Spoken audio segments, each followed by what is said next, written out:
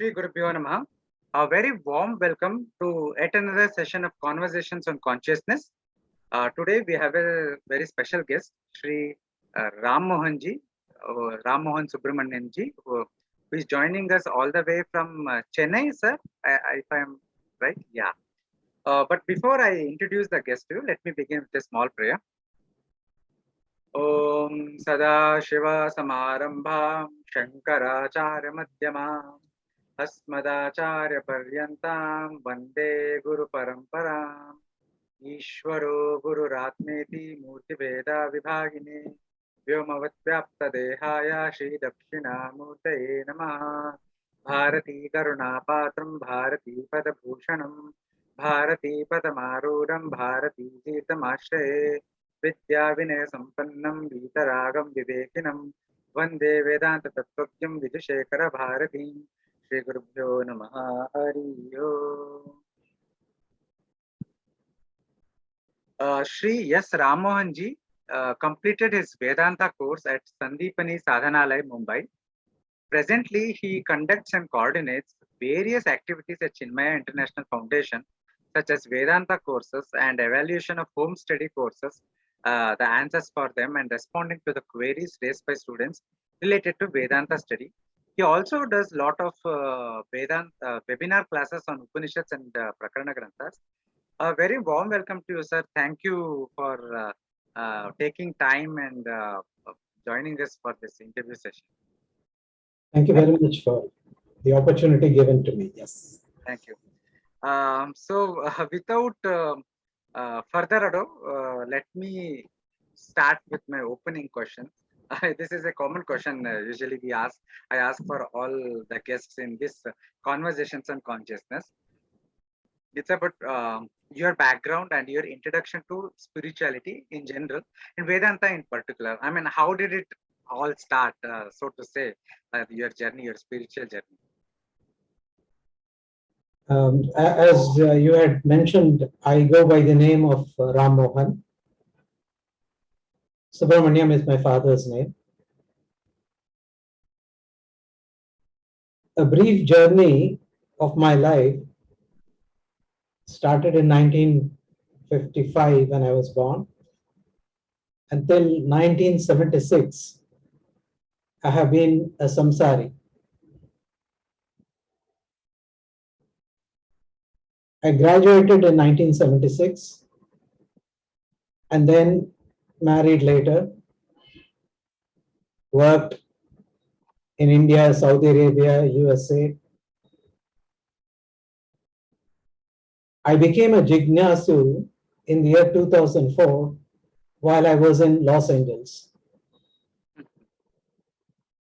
Swami Shivatmananda,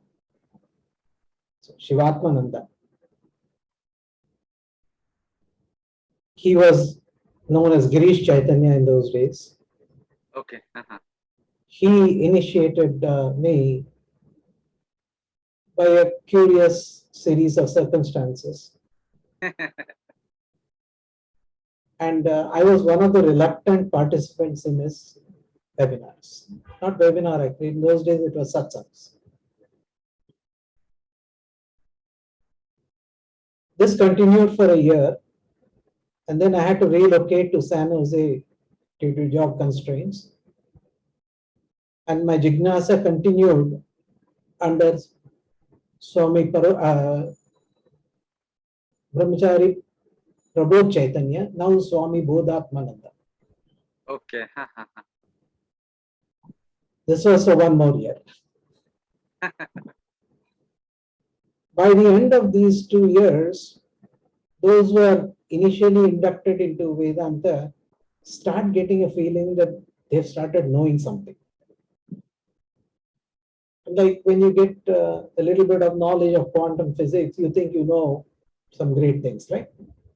So when the rudiments of Vedanta is revealed to you, you feel you've got something that others don't have.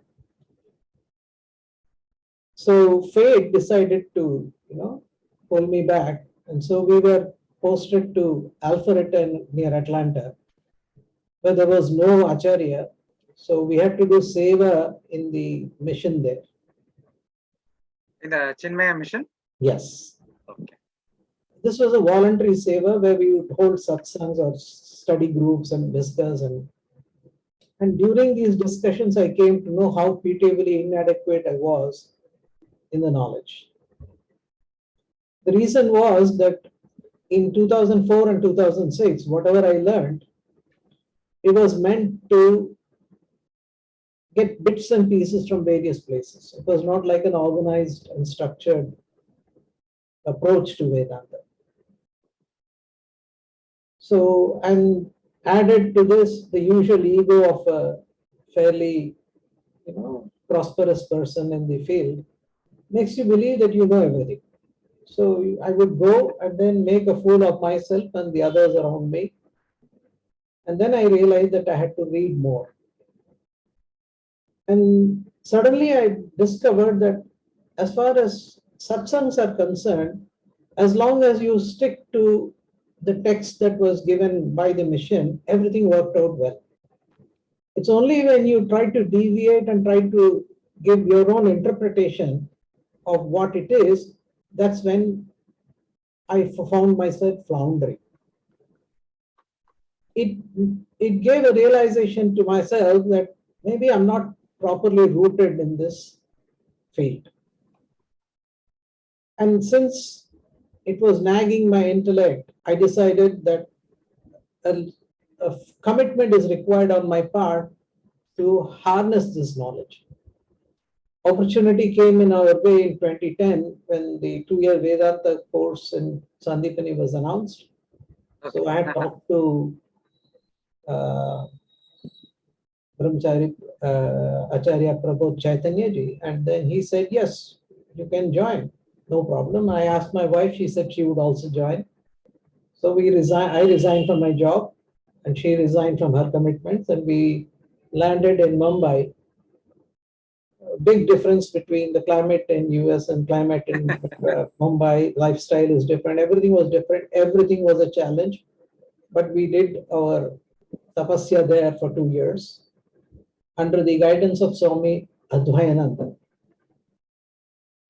and Swami Tejomayananda, Guruji as we fondly call him.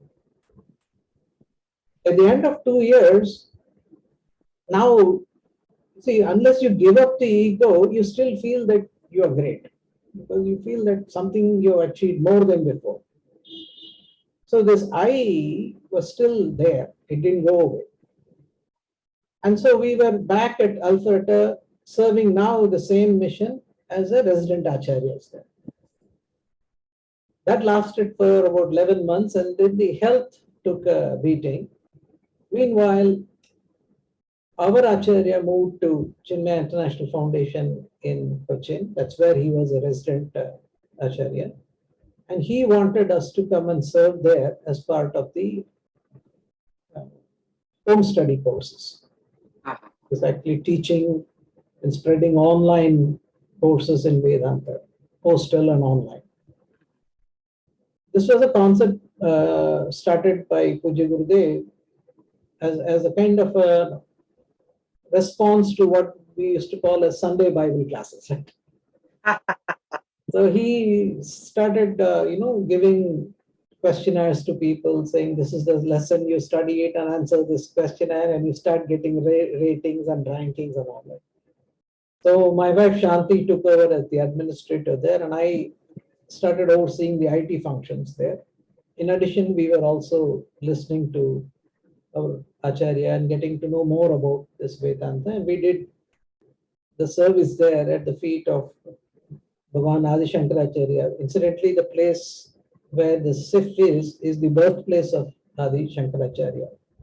His uncle's place, maternal uncle's place, where Haryambal gave birth to Swami, Yes. Swami Shankaracharya. So we were there. So everything was wonderful from 2015 till now. We are serving that center. In the process, I would say in this ocean of Vedanta, maybe I've got a drop now. But now you are based in Chennai, right? Owing to the corona outbreak, I had left Ernakulam for a personal errand at Chennai, And then we couldn't go back because either Chennai would lock down or Ernakulam would get locked down. So it's been about 2 years since we have been working off. Okay. Luckily, most of our activities are online now. Gradually, the responsibilities of administratorship and IT support were relinquished from our roles, and we are now full time into listening to our Swamiji's lectures and then also conducting Vedanta sessions and continuing the online queries and corrections that are required. Wonderful, fascinating journey. Teaching and studying Vedanta and Bhagavad Gita through webinars is the major activity which consumes us. The preparation for itself takes about a week.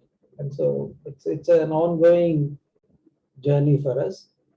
Course assignments that are submitted, we review it. And then some doubts do come to us on Vedanta. We take time to clarify that. Mostly abiding in that absolute is the sadhana stage that we are in now, both me and my wife. Wonderful, wonderful.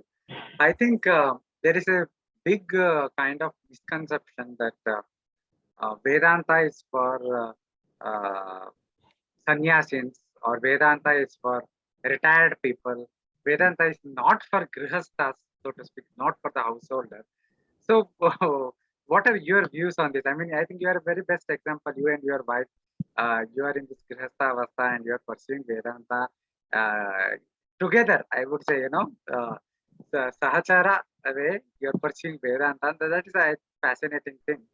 So please shed more about this part of your journey. See, Vedanta is for one and all. Incidentally, in I3 Upanishad, there is one mantra which says that sage Vamadeva got this knowledge while he was in the womb. That means even before you are born to this world, you can get this knowledge. So the knowledge is not restricted to a particular age group, is a key takeaway from that Upanishad itself. Incidentally, in the same Upanishad, it is also mentioning that women, especially Garbhavatis, meaning they are Grahastha women, were sitting in the session and the Guru tells them, please step out for a particular section which is not conducive for childbirth, because the information is much more intense and the joy of childbirth will be reduced if that particular session is studied by women who are pregnant. And then he says, now come back and join the session. So that means women were also learning Vedanta, let alone men. So retired people alone is actually a myth. It's not real, it's myth. See, what is happening nowadays is that people have started deteriorating in their capabilities and health from 40 onwards. You see all around people struggling to live properly. When I meant properly, spiritually, they should be able to live. They are not able to do that. A healthy body and a mind, both are required for jnana sadhana. Not a tottering body, mind, and intellect. So definitely at the stage of retirement, that's what it is. Because the world says you are no longer needed, that's when you retire, right? So when world doesn't want you, you cannot say Vedanta will want you, right? So that's a wrong understanding.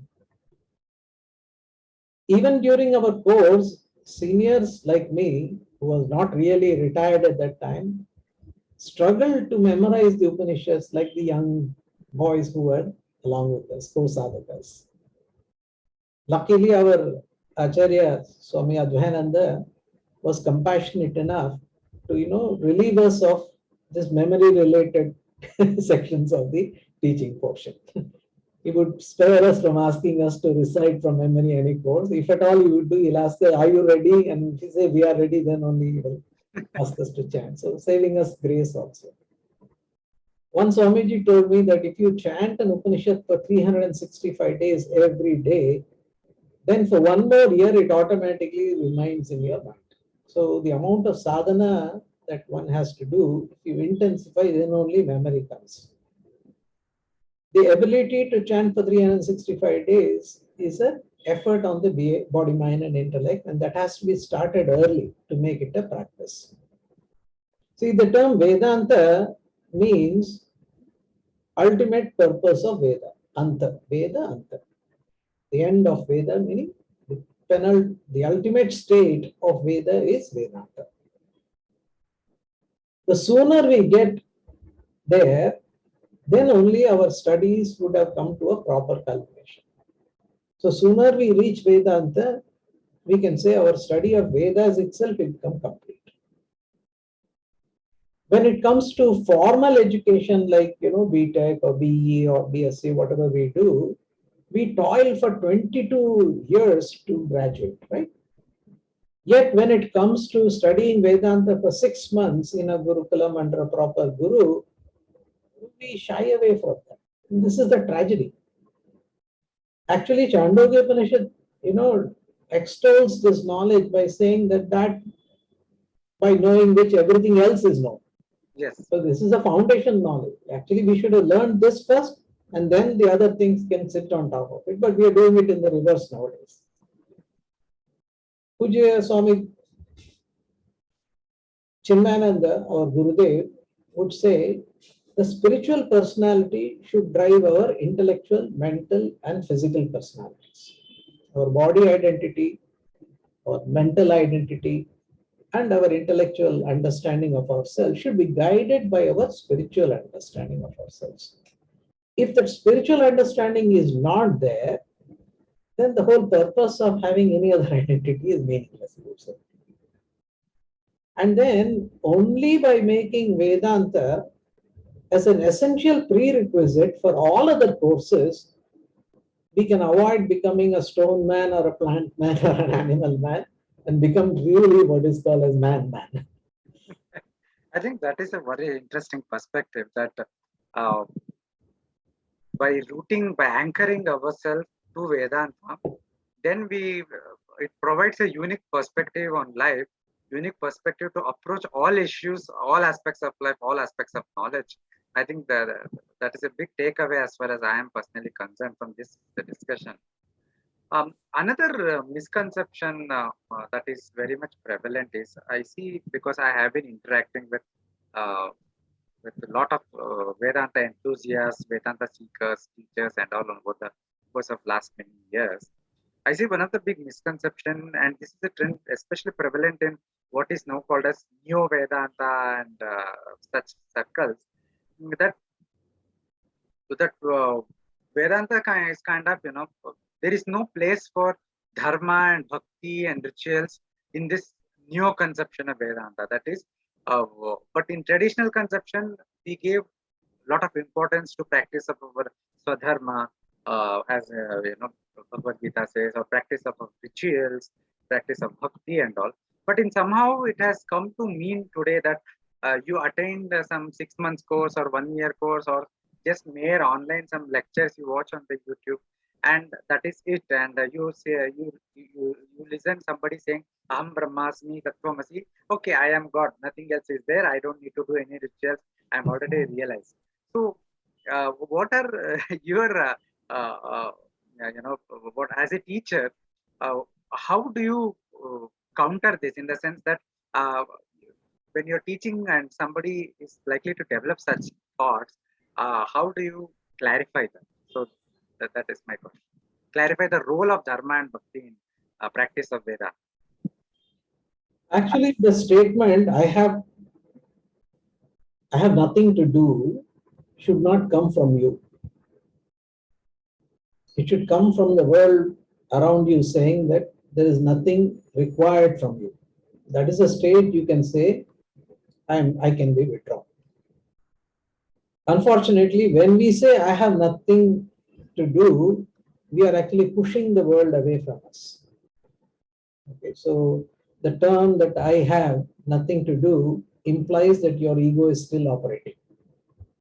So it is not meant as a statement for a jnani, especially an advanced stage of seeker. Now, most of us, in fact, all human beings for that matter, there are two drivers in us. One is the karta bhava, I am doing. The second is the Bhoktha Bhava, which is I am enjoying. Kartumicha and Bhoktumicha, this is driving us. When these two are operated indiscriminately, meaning that I just keep on doing just because I have the power to do, or I keep on enjoying without any constraints because I have the power to enjoy, Kathopanishad brilliantly brings out a point saying, Sarvendriyanam jarayanti tejaha. What it does is the entire indriyas are getting destroyed by this uncontrolled karta and bhokta that we do. Now, why did I bring karta and bhokta in a discussion of dharma and bhakti will be the puzzling question in your mind.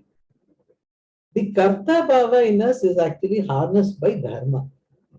If you want to control the karta bhava, you must lead a dharmic life. And the bhoktha bhava in us will be harnessed by our bhakti. How so?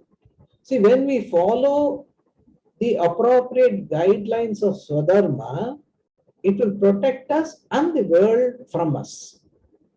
Neither the world is harmed, nor are we harm ourselves.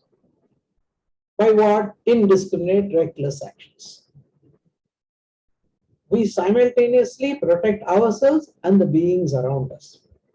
So that is the karta bhava becomes what is known as sattvic karta. Even if you do work, it will not be harmful to anything around you.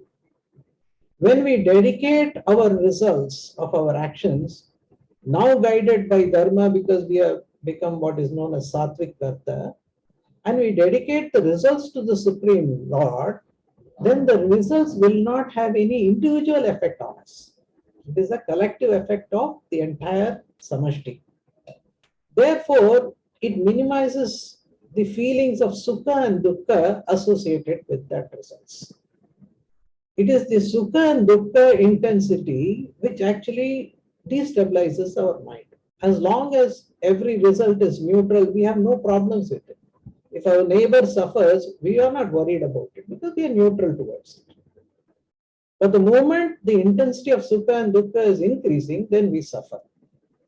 So, when we reduce our actions and therefore the agitations caused by the results of the action, then our mind becomes quiet and the intellect can become contemplative.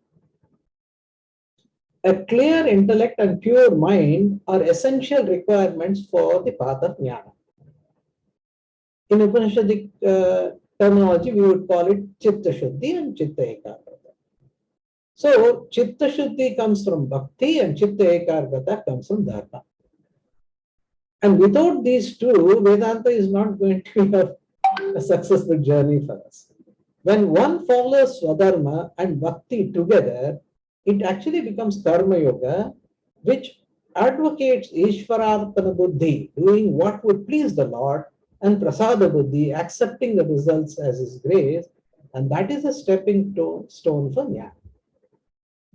When Bhagavan Krishna says the same thing to Arjuna, if you are not ready for Jnana, start Karma Yoga.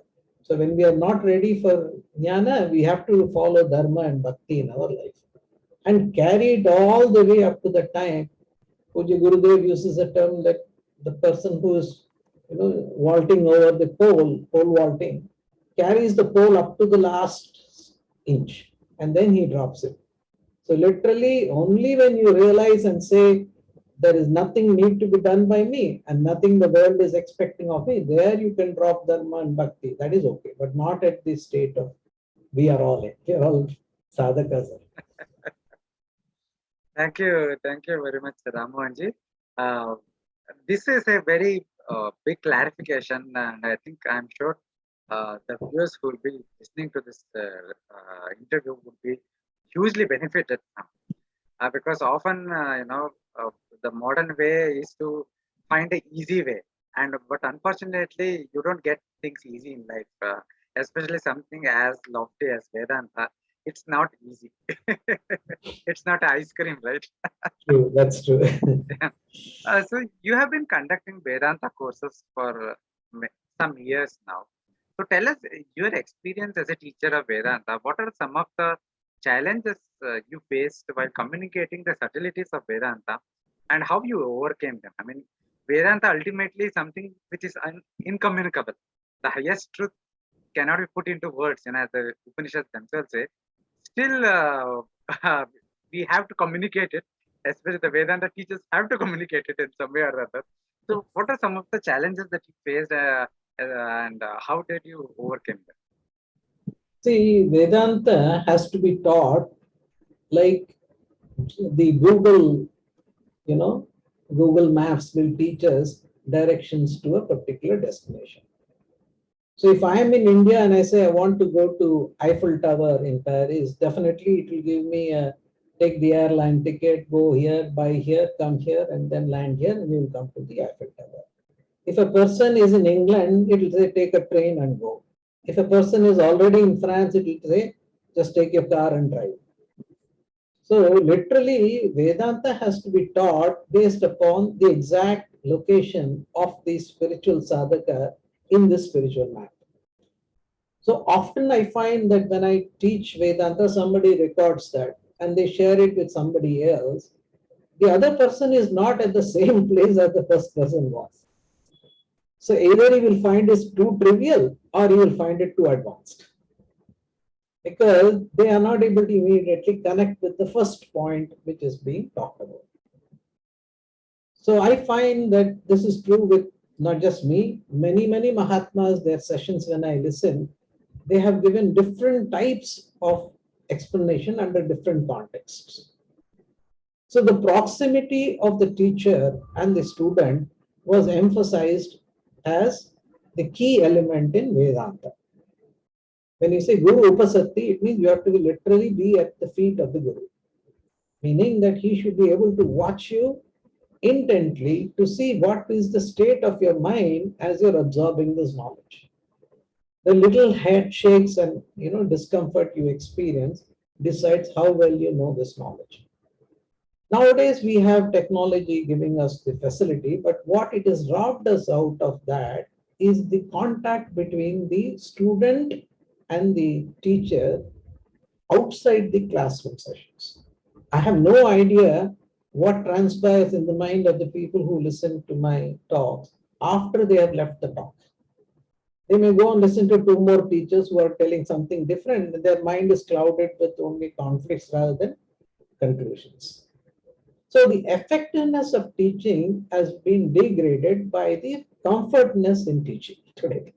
So we have traded the quality for the quantities. So we teach a lot now through webinars and others, but in the process we have lost a little bit of quality is my own humble opinion. I'm not trying to dispute that there are Mahatmas who are able to do that. God's grace, it also works for somebody. I'm not saying that. But if you look at it objectively, this is the drawback in what is known as distance education.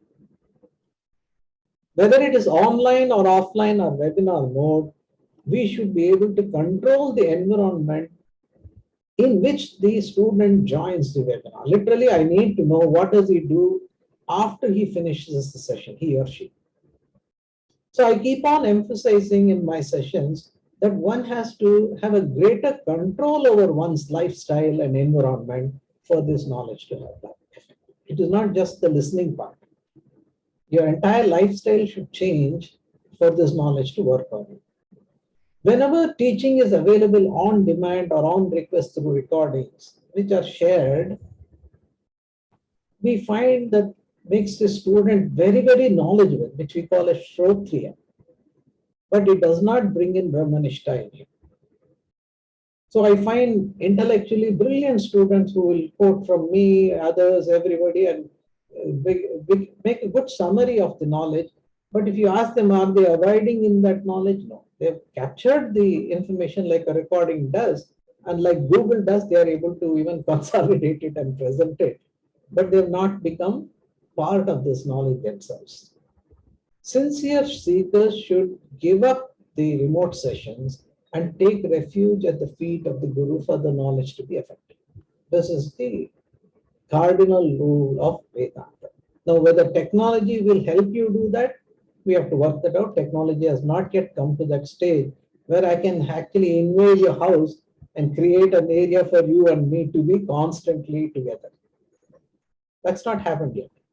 See, when one teaches English in English, and we teach people who have not been brought up in a conducive sattvic environment with bhakti and sattvic food, etc., the transfer of subtle concepts becomes lost. So what I do is I'll ask the student to summarize the sessions to come to proper understanding. Insincere students will usually drop out when the advanced concepts of Vedanta are discussed. It happens. I think one thing I have realized is not everything needs to learn everything. So and even that is true. I think even in case of Vedanta, because it is better to learn one thing very properly and reflect upon it, internalize that, rather than learn 100 things but without internalizing anything of that. So, but today we have this attitude that information gathering is understood as abiding in knowledge, and as a result of it, people often gather 100 things, but they do not abide in even a single thing. Even within Vedanta, I think it is far more fruitful, in my personal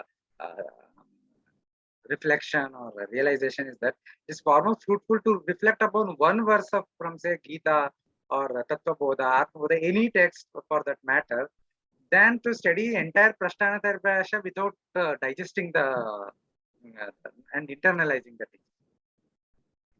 Very true. Very true. I 100% agree with you. So moving forward, I think we discussed about householders before also in the early part of the discussion. Just a follow-up to that, many people like me, people who have family, who have commitments, but who also want to pursue spirituality, but they actually find, today nowadays we have this talk about work-life balance. So I think the real imbalance is between managing the material commitments, the mundane commitments, the family responsibilities, and our spiritual thirst, so to speak, and our spiritual responsibilities. That the responsibility that we have for towards our own self, our own spiritual emancipation, so to speak. So, how do you manage it? I mean, you are also a householder. You and your wife are together pursuing Vedanta. So, how do you manage that? And what can you give some practical advice for householders to manage a balance, so to speak, between their material responsibilities and their spiritual pursuit? One important takeaway we should keep in mind is that material commitments, meaning pursuit of material objects, and spiritual journey are contradictory in nature. Ramagita brings out this point very clearly. He says, you cannot pursue these two together. Period. But that was for Lakshmana, who was a very advanced seeker, and he had exhibited Vairagya when he stayed with Ramji alone without his wife in the forest. Right? Ramagita is actually taught by Rama to Sri Lakshmana. See, for spiritual pursuit, one should drop, vanquish, or falsify the ego. But material pursuits depends upon activities. And if you have studied Bhagavad Gita, out of the 5 factors which are responsible for action, one of the major factors is karta bhava, the doer.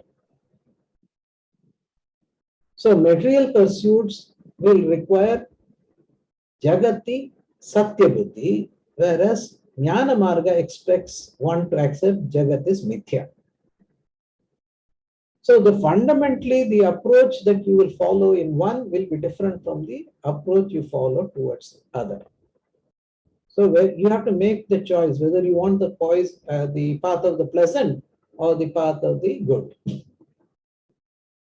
If you have chosen Jnana Marga, then you have to handle world properly. You should not say, I will do balancing. There's no balancing. We'll have to only handle the situations which the world imposes on us. You cannot say, I will ride the world and also jnana. It doesn't work. Because in one you're dropping ego, in another you are actually enhancing your ego. Without ego, how to deal with the world is in Bhakti Yoga, where the ego is surrendered to the Lord.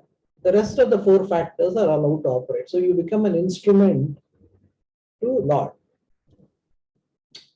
That way you can balance. But other than that way, you cannot say that I will be as I am and I will continue to follow jnana is not the right approach. Some adjustment in our life is required. Initially, out of ignorance, we may believe that they can be pursued together. Up to the stage of Karma Yoga, that is also acceptable. In Karma Yoga, you will continue to do.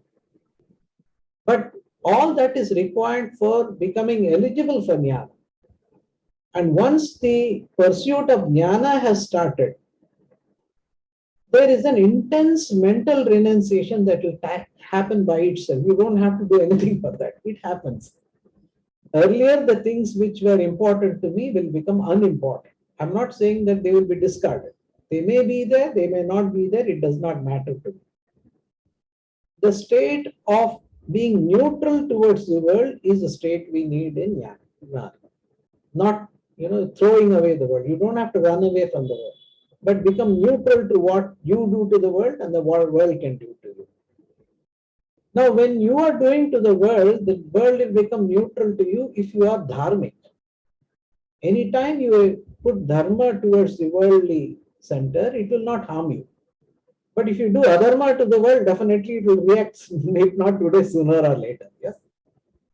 So we have to, as a grahastha, we have to boil down to what is essential to keep our body fit enough for jnana. That alone we have to do. Other than that, rest of them are unimportant. If compelled to do it out of prarabdha, do it, but don't get attached to it. Don't respond to it as an important thing in your life. Don't get upset if things happen good or bad out of those actions. If you have to do it, but don't get attached to it. And as I said, Puji Gurudev has been always insisting on let our spiritual personality drive us. And what does spiritual personality seek? Moksha. So moksha should be the driving factor for what we are doing with our life. The rest of them are unimportant. If they are hitting you, it should not be because of your desire, but it must be because of prarabdha forcing you to be in some situation by choices we made in the past. Wait for that instance to go away. This also will go away. That also will go away. And then you bounce back to your path of spirituality with perseverance. Bhakti is an essential ingredient of jnana because that is the only one which strengthens your mind against these persecutions of prarabdha. And we should pray to that Lord always to give jnana and vairagya, and that should be continuously practiced in our life because that is the only blessing we need from the Lord. Thank you. I think there is a lot of food for thought here. I'm sure all of our viewers who will watch this are going to greatly appreciate this. I think before we wrap up today's conversation, I want to ask one more question. And I think this is a very, very important question for a person's spiritual journey. How does one measure one's spiritual progress, especially when one is not leading a monastic life at an ashrama, but right in the middle of worldly engagements? Again, it comes to the householder point, but the point is we are all kind of the kind of current contemporary society is isolationist society in some sense.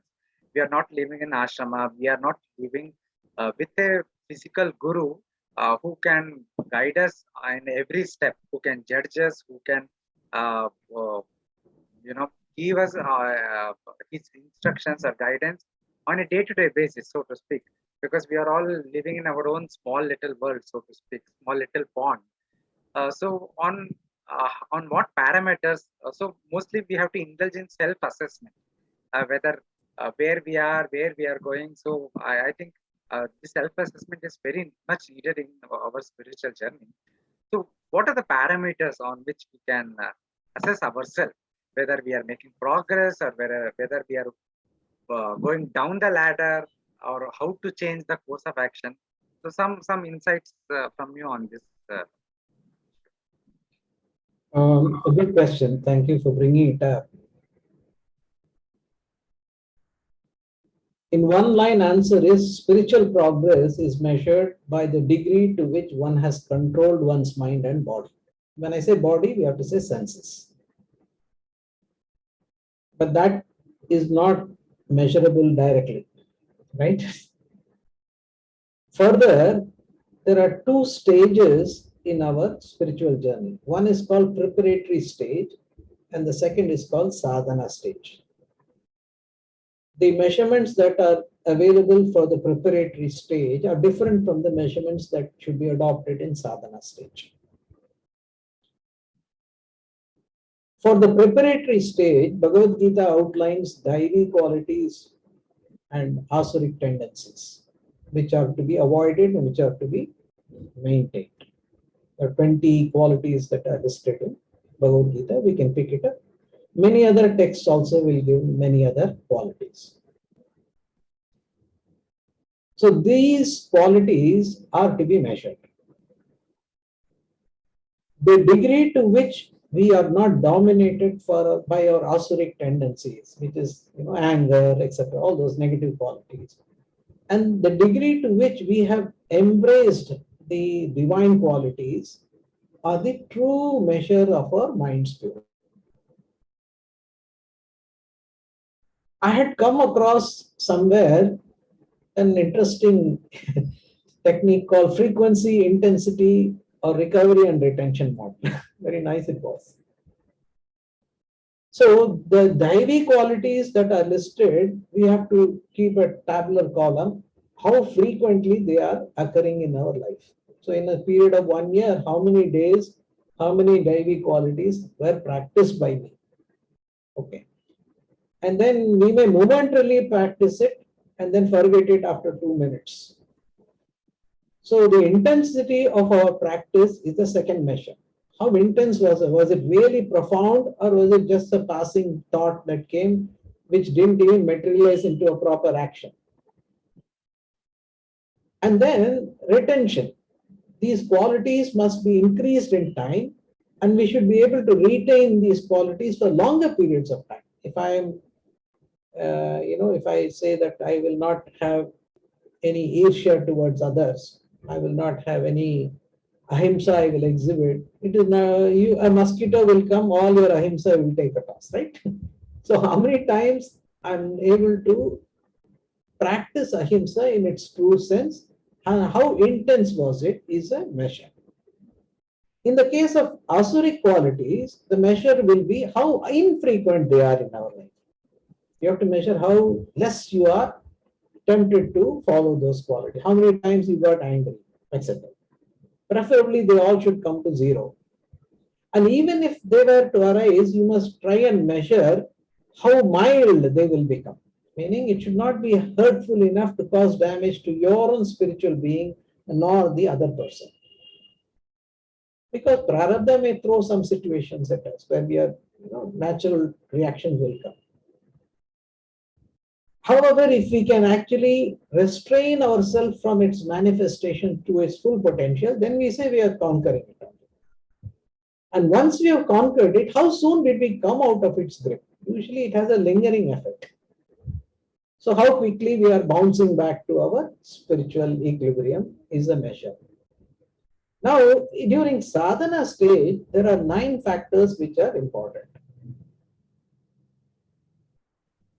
The fourfold qualification, which is Viveka, Vairagya, Shatka Sampatti, and Mumukshutvam, out of which the Shatka Sampatti, which is outlined by Bhagavan Shankaracharya in Tattvabodha and Viveka Chudamani, Sama, the mind control, Dhamma, the sense control, Uparama, resisting the call for sense experiences, Titiksha, being impervious to pinpricks of life, Shraddha, faith in Guru and Shastra, samadhan, single pointed focus. These are the factors that should be monitored. The degree to which we exhibit titiksha, shraddha, and samadhan, these three factors, is an indication of effectiveness of our samadhana uparama. Interesting, right? Out of the 6 qualities, 3 are measures actually, and 3 will measure the other 3. And the measure of titiksha and shraddha is also an indicative measure of our vairagya and viveka. So if you see how many times in a day, in a year, in a month, you have exhibited titiksha, shraddha, and samadhan, how much of your time you are spending in these 3 will be a good measure of how much of sama, dhamma, uparama, vairagya, and viveka you possess. Samadhana is a measure of our mumukshutvam actually. The more you are mumukshu, the more you will be abiding in that single pointed focus towards Atma. That will come at the very, very advanced stages, provided all the other qualities have increased in their measures. A true litmus test for a spiritual quotient is the degree to which we accept others as they are without even complaining and contrasting, and how much others are able to be comfortable in our presence. These are the measures, especially for grahasthas. As you start giving up your interest in life because it is insignificant, the world no longer has an equilibrium with you in the material sense. So therefore, that which is materially not usable, we throw it away, right? The world would throw you out normally. But if the world recognizes the spiritual strength in you, then it becomes comfortable in you, even though you are not doing anything. That is what happens when Mahatmas visit us. The Mahatmas are not doing anything, but we feel comfortable in their presence for no reason, right? So the measure of our spiritual sadhana is how well the world accepts you as a detached person. If they accept you, understand that your spiritual quotient is very high. And how well you accept others decides how well you internally progress. These are the 2 measures. Thank you very much, Rammohan ji. I think this session was very fruitful for me personally, and I'm sure all our viewers will take a lot of lessons with them after they listen to this session. And on the behalf of entire Indica Moksha and Advaita Academy and all our viewers, I thank you again for making time for this session. It was a wonderful session, and we look forward to hosting you again and again on our platform in future as well. Thank you very much. Nitin ji, I have to say thank you, because this was an opportunity for my own mananam and crystallizing what compassionately my Acharya and Guru Parampara has given to us. Puja Gurudev, Puja Guruji, and Swami Advaita, who made my life. They are the blessed souls who came in to guide me. For that I will be always indebted. And whatever you're telling, I realize that you're very compassionate to me also. See, what I'm speaking is very little, which is in Vedantic parlance, they call it as LKG lessons, right? So again, your compassion makes you accept this as something good, and that is Bhagwan's grace that encourages my mananam and your own involvement in this path. Let us hope that with these seeds that we are sowing, a greater awareness of this knowledge spreads, and more people benefit by this fundamental truth on which everything else is to be based, which unfortunately today it's not. Hari Om. Thank you, Rammohan ji. Viewers, with this we come to a conclusion of this session of Conversations on Consciousness. Follow us on Facebook, Twitter for more updates about upcoming events. Thank you very much. Shri Guru Pyo Namaha.